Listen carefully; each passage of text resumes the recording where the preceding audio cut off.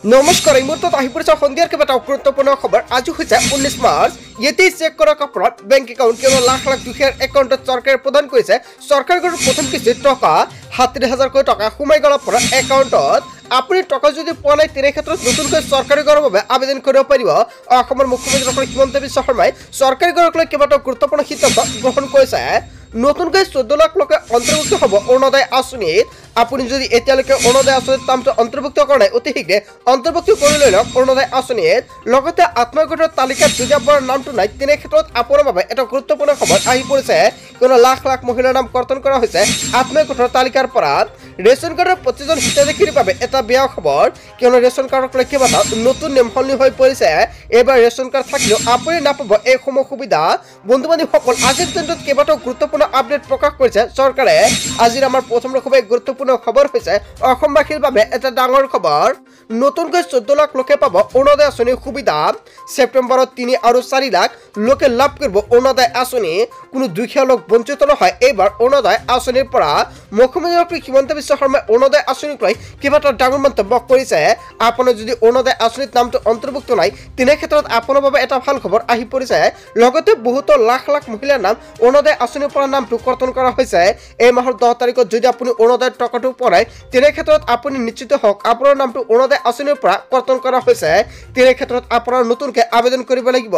Ration card থাকিলে নতুনকৈ আপুনি অৰুণোদয় আঁচনিৰ বাবে আবেদন কৰিব পাৰিব। কেনেকৈ কৰিব, আপুনি ক'ৰ পৰা নথি পত্ৰ সংগ্ৰহ কৰিব, নিশ্চয় নেক্সট ভিডিঅ'ত জনাই দিম। তাৰপিছত অসমবাসী ৰাজক চলাই চবৰ পৰৱৰ্তী খুবেই গুৰুত্বপূৰ্ণ খবৰ। লগতে ডাঙৰ খবৰ, তালিকাত নাম নহাৰ প্ৰতিটো দুখীয়া পৰিয়ালে 1 টকাও নিদিয়াকৈ পাব চৰকাৰী ঘৰ। হয়, আপুনি ঠিকেই শুনিছে। যদি আপুনি চৰকাৰী ঘৰৰ তালিকাত আপোনাৰ নামটো অহা নাই তেনে ক্ষেত্ৰত এতিয়াই আপুনি নতুনকৈ চৰকাৰী ঘৰৰ বাবে আবেদন কৰিব পাৰিব। আপোনাৰ 1 টকাও কোনে কাকো দিব নালাগে। আপোনাৰ চিনাকি জীৱিকাসকলৰ লগত এতিয়া আপুনি যোগাযোগ কৰক, ঘৰৰ ফটো তোলক আৰু আপুনি ঘৰ লাভ কৰক। নতুনকৈ 3,80,000 লোকে পাব গৈ আছে নতুনকৈ চৰকাৰী ঘৰৰ সুবিধা। অক্টোবৰৰ ভিতৰত ঘৰ নোপোৱা 3,80,000 লোকে পাব চৰকাৰী ঘৰ। অসমত 26,11,793 লোকলৈ বৃদ্ধি হ'ব PMAY হিতাধিকাৰীৰ সংখ্যা। তালিকাত নাম নহা প্ৰতিটো দুখীয়া পৰিয়ালে পাব চৰকাৰী ঘৰ, নালাগে দিব 1 টকাও কাকো। ইয়াৰ বাবে বিশেষ ব্যৱস্থা কৰিছে অসমৰ মুখ্যমন্ত্ৰী ডক্টৰ হিমন্ত বিশ্ব শৰ্মাই। চিনাকি জীৱিকাসকলৰ লগত এতিয়া আপুনি যোগাযোগ কৰক, যোগাযোগ কৰি ঘৰৰ ফটো তোলক আৰু আপুনি লাভ কৰক চৰকাৰী ঘৰ। ফৰ্ম ফিল-আপ কৰিব লাগিব আৰু আবেদনৰ সময়ত চৰকাৰে নতুনকৈ এখন প্ৰপত্ৰ প্ৰদান কৰিব আৰু যিটো আপোনাৰ ফিল-আপ কৰিব লাগিব অনলাইন মাধ্যমত কৰিলে নহ'ব। ইয়াক গাঁওবাসীৰ বাবে যিসকল ব্যক্তি টাউনত বাস কৰি আছে সেইসকল ব্যক্তিয়ে নতুনকৈ চৰকাৰী ঘৰ আবেদন কৰাৰ সময়ত অনলাইন মাধ্যমত কৰিব লাগিব। আৰু যিসকল ব্যক্তি গাঁৱত বাস কৰি আছে সেইসকল ব্যক্তি জীৱিকাসকলৰ দ্বাৰা আপুনি চৰকাৰী ঘৰৰ বাবে আবেদন কৰিব লাগিব। লগতে চৰকাৰে এখন ফৰ্ম দিব আৰু সেইখন ফৰ্মটো ফিল-আপ কৰিব লাগিব। গাঁও সভাত উপস্থিত থাকিব লাগিব আপুনি। আৰু যদি আপুনি গাঁও সভাত উপস্থিত নাথাকে তেনে ক্ষেত্ৰত আপুনি চৰকাৰী ঘৰৰ সুবিধা নাপাব। চৰকাৰৰ পৰা অনুপস্থিত কৰিব গাঁও সভাত। হয় বন্ধু বান্ধৱীসকল, চৰকাৰে নতুনকৈ অনুষ্ঠিত কৰিব গাঁও সভা আৰু গাঁও সভাত গৈ আপোনাৰ নামটো অন্তৰ্ভুক্ত কৰাই ল'ব লাগিব। প্ৰথমতে তুলিব ফটো আৰু তাৰপিছত যাওক আপুনি গাঁও সভালৈ। ব্লক পৰ্যায়ত হ'ব আলোচনা আৰু ব্লক পৰ্যায়ত পৰ্যালোচনা কৰা হ'ব আপুনি ঘৰটো পাব নাই বা আপুনি যোগ্য নাই। শেষত জিলা পৰ্যায়ত হ'ব আলোচনা। যদি গাঁও সভাৰ পৰা ভেৰিফাই হয় তাৰপিছত চৰকাৰে ব্লক পৰ্যায়লৈ লৈ যাব আৰু ব্লক পৰ্যায়ৰ পৰা ভেৰিফাই হোৱাৰ পিছতে জিলা পৰ্যায়ত হ'ব আলোচনা। জিলা পৰ্যায়ত আলোচনা হোৱাৰ পিছত নিজৰ ঘৰৰ ফটো নিজে তুলি দিয়ক পৰ্টেলত আৰু তাৰপিছতে আপোনাৰ একাউণ্টত সোমাই যাব চৰকাৰী ঘৰৰ প্ৰথম কিস্তিৰ টকা। যদি জীৱিকা সখীয়ে ফটো নুতুলে আপোনাৰ ঘৰৰ তেনে ক্ষেত্ৰত যদি আপোনাৰ ঘৰ লাগে তেনে ক্ষেত্ৰত আপুনি নিজেই কৰি লওক জিঅ' ট্ৰেকিং। আপোনাৰ ঘৰৰ পৰাই আপোনাৰ মোবাইল ফোনৰ জৰিয়তে আপুনি জিঅ' ট্ৰেকিং কৰিব পাৰিব। 1 টকাও নিদিয়াকৈ আপুনি লাভ কৰিব চৰকাৰী ঘৰ। আপুনি ঘৰৰ পৰা আপোনাৰ মোবাইল ফোনৰ জৰিয়তে কেনেকৈ আপুনি জিঅ' ট্ৰেকিং কৰিব যদি নাজানে নিশ্চয় কমেণ্ট বক্সত জনাই দিব, নেক্সট ভিডিঅ'ত জনাই দিম। তাৰপিছত অসমবাসী ৰাজক চলাই চবৰ পৰৱৰ্তী খুবেই গুৰুত্বপূৰ্ণ খবৰ। লগতে ডাঙৰ খবৰ, ৰেচন কাৰ্ডৰ হিতাধিকাৰীৰ বাবে আহি গ'ল ডাঙৰ খবৰ। কিয়নো ৰেচন কাৰ্ডৰ হিতাধিকাৰীৰ বাবে কেইবাটাও নতুন নিয়ম সলনি হৈ পৰিছে। এইবাৰ নতুন নিয়মত আপুনি লাভ কৰিব ৰেচন। বহুতো হিতাধিকাৰীয়ে নাপাব এইসমূহ সুবিধা। যদিহে আপোনাৰ ঘৰৰ সদস্য 5 জনতকৈ অধিক তেনে ক্ষেত্ৰত আপোনাৰ বাবে এটা ভাল খবৰ আহি পৰিছে। আপুনি লাভ কৰিব 2 কেজি চেনি, 2 কেজি দাইল আৰু 2 কেজি নিমখ। 1 অক্টোবৰৰ পৰা লাভ কৰিব চেনি, দাইল আৰু নিমখ আৰু এইসকল ব্যক্তিয়ে লাভ কৰিব পাৰিব, অন্যথা আপুনি নাপাব। বজাৰৰ মূল্যতকৈ 25 টকা কম দামত লাভ কৰিব দাইল, বজাৰৰ মূল্যতকৈ 25 টকা কম দামত লাভ কৰিব চেনি, বজাৰৰ মূল্যতকৈ 10 টকা কমত লাভ কৰিব নিমখ। ৰেচন কাৰ্ডৰ হিতাধিকাৰীৰ বাবে ডাঙৰ খবৰ দিলে অসমৰ মুখ্যমন্ত্ৰী ডক্টৰ হিমন্ত বিশ্ব শৰ্মাই। যদি আপোনাৰ ৰেচন কাৰ্ডত 5 জনতকৈ অধিক সদস্য আছে তেনে ক্ষেত্ৰত আপুনি এইসমূহ সুবিধা লাভ কৰিব পাৰিব।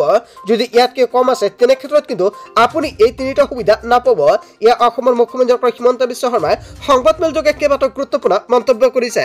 তাৰপিছত অসমবাসী ৰাজক জনাইছৰ পৰৱৰ্তী খুবেই গুৰুত্বপূৰ্ণ খবৰ, লগতে ডাঙৰ খবৰ। চৰকাৰী আঁচনিয়ে বিজেপিলৈ মাতিব বিপদ। হয়, আপুনি ঠিকেই শুনিছে, কিয়নো লাখ লাখ মহিলাৰ নাম কৰ্তন কৰা হৈছে আত্মগোটৰ তালিকাৰ পৰা। এটি চেক কৰি লওক তালিকাত আপোনাৰ নামটো আছে নে নাই, আপুনি তালিকাটো ক'ৰ পৰা সংগ্ৰহ কৰিব। এতিয়া জানি লওক ভিডিঅ'টোৰ জৰিয়তে। শ মহিলাই বিজেপিৰ বিৰুদ্ধে দিলে ভোট বৰ্জনৰ হুংকাৰ। চৰকাৰী আঁচনিৰ টকা নাপায় মহিলাই উজাৰিলে ক্ষোভ, কিয়নো 750 গৰাকী মহিলাই দিলে ভোট বৰ্জনৰ হুংকাৰ। দৰং আয়ুক্তৰ কাৰ্যালয়ত মহিলাৰ ভয়ংকৰ প্ৰতিবাদ। উদ্যমিতা আঁচনিত আবেদন কৰি অন্তৰ্ভুক্ত নহল নাম। পঞ্চায়ত নিৰ্বাচনত বিজেপিয়ে ফল ভুগিব লাগিব, সকিয়নি দিলে আবেদনকাৰী মহিলাসকলে। চৰকাৰৰ কোনো কাম কাজত ভাগ নলয় বুলি এনেকুৱাকৈ হুংকাৰ প্ৰদান কৰিছে মহিলাসকলে। চৰকাৰী আঁচনিয়ে বিজেপিলৈ মাতিলে বিপদ। হয় বন্ধু-বান্ধৱীসকল, আপোনাৰ আত্মসহায়ক গোটৰ তালিকাত নামটো অন্তৰ্ভুক্ত হৈ আছে নেকি? তেনে ক্ষেত্ৰত আপোনাৰ বাবে এটা ভাল খবৰ আহি পৰিছে, কিয়নো অসমৰ মুখ্যমন্ত্ৰী ডক্টৰ হিমন্ত বিশ্ব শৰ্মাক হুংকাৰ প্ৰদান কৰিছে সেইসকল মহিলাই। এতিয়া আপুনি চাই লওক তালিকাত আপোনাৰ নামটো আছে নাই। তালিকাত যদি নামটো নাই তেনে ক্ষেত্ৰত আপুনি নাপাব আত্মসহায়ক গোটত 10,000কৈ টকা। আৰু তালিকাটো আপুনি ক'ৰ পৰা চেক কৰিব? এতিয়া আপুনি যোগাযোগ কৰক পঞ্চায়তৰ পৰা আপুনি চেক কৰিব পাৰিব তালিকাত আপোনাৰ নামটো আছে নে নাই। অতি সোনকালে চেক কৰা, কিয়নো মাজত মাত্ৰ কেইটা দিনমান বাকী আছে। তাৰপিছতে চৰকাৰে অনলাইন মাধ্যমত লিষ্টটো পাব্লিছ কৰিব, আৰু এইখন লিষ্ট পাব্লিছ কৰা হ'ব 31 মাৰ্চত। আৰু 1 এপ্ৰিলত লাখ লাখ মহিলা গোটৰ একাউণ্টত চৰকাৰে প্ৰদান কৰিব 10,000কৈ টকা। তাৰপিছত অসমবাসী ৰাজক জনাইছৰ পৰৱৰ্তী খুবেই গুৰুত্বপূৰ্ণ খবৰ, লগতে ডাঙৰ খবৰ। আৰক্ষী প্ৰশাসনৰ ওপৰত খৰ্গহস্ত মুখ্যমন্ত্ৰী ডক্টৰ হিমন্ত বিশ্ব শৰ্মা। জনতাৰ মাজতে আৰক্ষী প্ৰশাসনক দিলে ধমক। মই চোৰ নে ডকাইত, কিয় ইমান পুলিচ লগাই ৰাখিছে, এনেকুৱাকৈ হুংকাৰ প্ৰদান কৰিছে অসমৰ মুখ্যমন্ত্ৰী ডক্টৰ হিমন্ত বিশ্ব শৰ্মাই। য'তেই যাওঁ তাতেই কেৱল পুলিচ আৰু পুলিচ। জনতাক সাক্ষাৎ কৰিবলৈ গৈছিল মুখ্যমন্ত্ৰী ডক্টৰ হিমন্ত বিশ্ব শৰ্মাই, আৰু সেই সময়তে আৰক্ষীৰ দল দেখি খঙত অগ্নিশৰ্মা মুখ্যমন্ত্ৰী ডক্টৰ হিমন্ত বিশ্ব শৰ্মাই। আৰক্ষী প্ৰশাসনৰ ওপৰত খৰ্গহস্ত মুখ্যমন্ত্ৰী ডক্টৰ হিমন্ত বিশ্ব শৰ্মা। তাৰপিছত অসমবাসী ৰাজক জনাইছৰ পৰৱৰ্তী খুবেই গুৰুত্বপূৰ্ণ খবৰ, লগতে ডাঙৰ খবৰ। মুছলমানৰ পক্ষত থিয় দিলে সাংসদ গৌৰৱ গগৈয়ে। হয়, আপুনি ঠিকেই শুনিছে, অল ইণ্ডিয়া পাৰ্চনেল ল বৰ্ডৰ সভাত উপস্থিত হয় গৌৰৱ গগৈৰ বক্তব্য ৱাকাফ সংশোধনৰ বিৰুদ্ধে। হয় বন্ধু-বান্ধৱীসকল, এটা গুৰুত্বপূৰ্ণ আপডেট প্ৰকাশ পাইছে। ৱাকাফ বৰ্ডৰ সংশোধনীয় আইনৰ বিৰোধিতা কৰিলে গৌৰৱ গগৈয়ে। অল ইণ্ডিয়া মুছলিম পাৰ্চনেল ল বৰ্ডৰ পক্ষত গৌৰৱ গগৈ। যন্ত্ৰ মন্ত্ৰত ৱাকাফ বৰ্ডৰ সংশোধনীয় আইনৰ বিৰোধিতা যোৰহাটৰ সাংসদগৰাকীয়ে। আনৰ ধৰ্মকো সন্মান কৰিব লাগিব, আমাৰ ধৰ্মই সেয়া শিকাইছে। চৰকাৰৰ মুছলিম বিৰোধী স্থিতিক লৈ তীব্ৰ সমালোচনা সাংসদ গৌৰৱ গগৈৰ।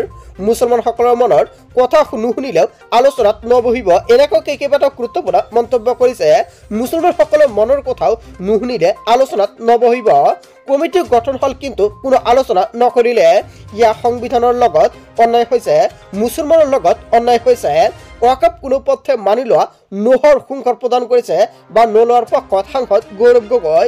হয় বন্ধু-বান্ধৱীসকল, মুছলমানৰ পক্ষত থিয় দিলে অৱশেষত সাংসদ গৌৰৱ গগৈয়ে। বন্ধু-বান্ধৱীসকল, গোটেই অসম তথা ভাৰতৰ বিভিন্ন প্ৰান্তৰ পৰা যুগুত হৈছে কেইবাটাও ডাঙৰ খবৰ। এনেবোৰ খবৰ নিতৌ পাই থাকিবলৈ চেনেলটি ছাবস্ক্ৰাইব কৰি ভিডিঅ'ত এটা লাইক কৰিবলৈ নাপাহৰিব। চ' থেংক ইউ ফৰ ৱাচিং ফুল ভিডিঅ'।